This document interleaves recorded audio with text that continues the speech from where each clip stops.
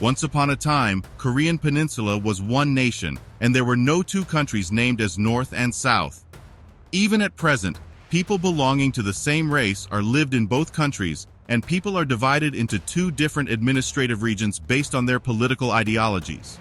The first official separation happened in the year 1948, and still, the very close relatives of most of the families are lived in both countries. In the separation process of the nation as North and South, a devastating war broke out between these two regimes in 1950, and after 3 years of continuous fighting, it came to an end in 1953, costing more than 2 million lives. However, the intention of this video is not to talk deeply about the history of the Korean Peninsula, but to provide you with a deep understanding of the sudden economic growth experienced by South Korea just after the war.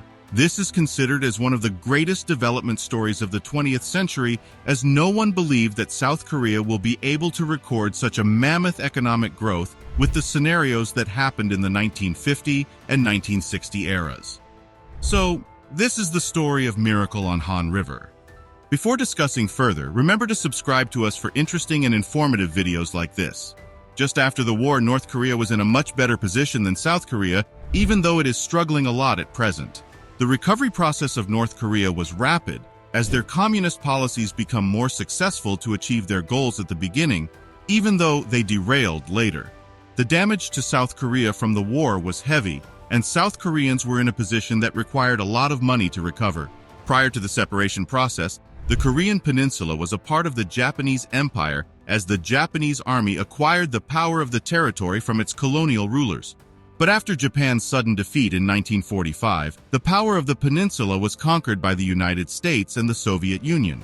As we know, these two nations had two different political ideologies, and both countries needed to spread their political ideology. So, the Soviet Union supported the communist political movement led by Kim Il-sung, and the United States supported the anti-communist Syngman Rhee. Both nations had no agreement regarding a unified political structure, and the outcome was the separation of one race into two pieces. Did these political leaders really want to develop their country, or to spread their political ideologies? They were totally brainless, and none of these leaders wanted to understand the fact that development of the nation should be prioritized ahead of their political ideologies. So North Korea was established, keeping Pyongyang as their capital by the communist people, and anti-communists spread their power in the south with the help of Western camps centering around Seoul. Even though they established their own bases in the north and south, both parties wanted to rule the entire nation under their political ideology. North decided to invade the South after the declaration of independence by the non-communist government of the South in 1950. In that way, the Korean War started causing some heavy damage to both parties. 3 years later, the North and South agreed to an armistice agreement that separated the Korean Peninsula again.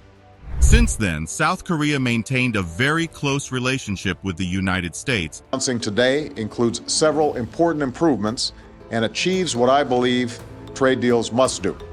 In particular, manufacturers of American cars and trucks will have much more access to the Korean market, as they continuously provided military, economic, and political support to this newly established nation.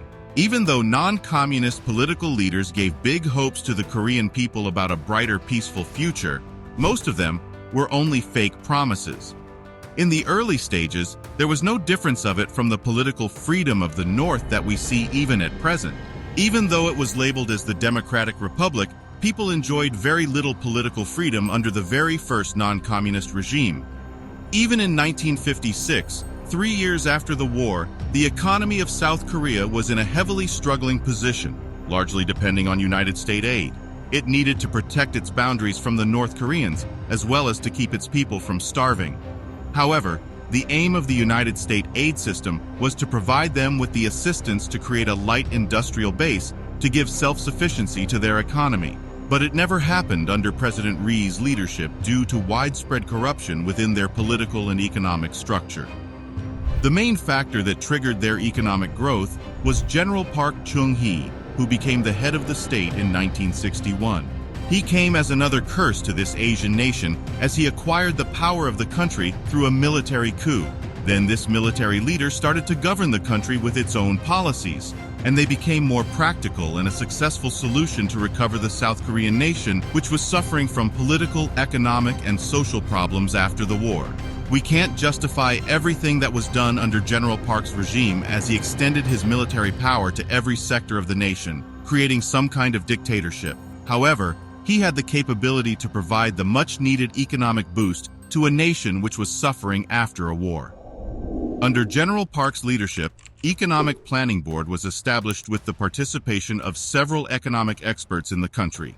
So, the first 5-year plan to develop their economy was introduced. General Park didn't have a huge interest towards the private banks at first, and gave his fullest support to develop the state banking system, which was much needed to execute the government's development plan. In the execution of the first and second development plans, the government was involved in many industrial undertakings by itself. Even though it followed a policy totally opposed to socialism, South Korea had a number of mega-scale public enterprises which contributed to the GDP of the country in larger proportion. This was considerably higher than countries like India and Pakistan, which had socialistic intentions within their government policies at the same period. According to a former EPB member and Deputy Prime Minister, Suk-hong-il, the role of the South Korean government at that stage can be defined as an entrepreneur manager. In the 1960s, 1/3 of the government expenditures were allocated directly for the investments to create an industrial base for the nation. However, with time, the private sector also started to gain momentum and rapid expansion of the private industries that could be seen when Korea was heading to the latter part of the 1960s. Some industries started to focus on the new exports with the aim of bringing foreign revenue into the country, while other industries focused in finding substitutes for the imports. However, government always prioritized support for the expansion of exports than finding substitutions for the products. In 1950s, exports contributed only for 5% of the Korean GDP, and with the policies followed in the 1960s and 1970s, this percentage rose to 35% by 1980, being the backbone of their economy. This is impossible if Koreans continued only with the already existing industries. Korean entrepreneurs enjoyed much freedom under General Park's regime and took higher risks by exploring newer export opportunities. Inside their first 5-year plan, they decided to take a controversial route of infant industry protection from import, with the aim of developing those industries into robust and healthy industries with time. But there was considerable risk of following such a policy, as the whole process became ineffective in a scenario when the infant industries didn't grow into adult industries as expected. But the General Park's government took that risk and allowed their industries to grow as adults. General Park had a very good understanding about the corruption that happened under the previous regime and took necessary measures to prevent them as much as possible. In 1962, 1 year after acquiring power of the country, General Park tactically used the support of wealthy businessmen and noble people who collected the money illicitly during the previous regime. Such people who expressed their support to the General Park were totally released from criminal prosecutions. With the donations got from such wealthy people, the Korean government carried out a number of development activities in different sectors, which are essential to boost their economic development. During President Syngman Rhee's regime, he totally depended on the United States in any kind of issue and didn't try to bring new partnerships with the neighboring nations. But General Park followed a totally opposed policy compared to the previous regime. Despite older disputes, South Koreans decided to get the support of the Japanese government for their development process. General Park decided to waive off all the claims against the neighboring state, and in return, Japan gave financial and technological assistance worth millions of dollars, which was very important for the rapid development of their industrial sector. Koreans were a group of very hardworking people, and they got the maximum use of the technology which was given to them by the Japanese people. The development of world-renowned brands like Samsung and LG was the final output of the technological and industrial revolution that happened just after the war. Even though General Park was able to do miracles with its economic policy, he was not totally successful in the way he did politics. As the result, he was assassinated in 1979, and the power of the country was overtaken by another military general, Chun Doo-hwan. Until 1987, South Korea was ruled by military leaders for over 30 years.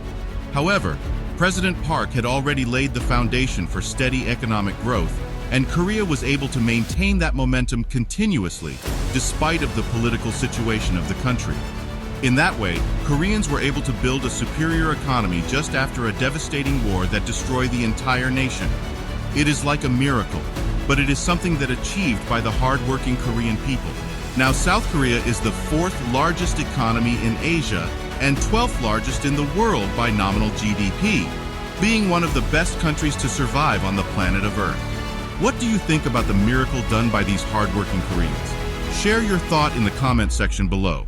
If you are really satisfied with our video, show some support by subscribing our channel.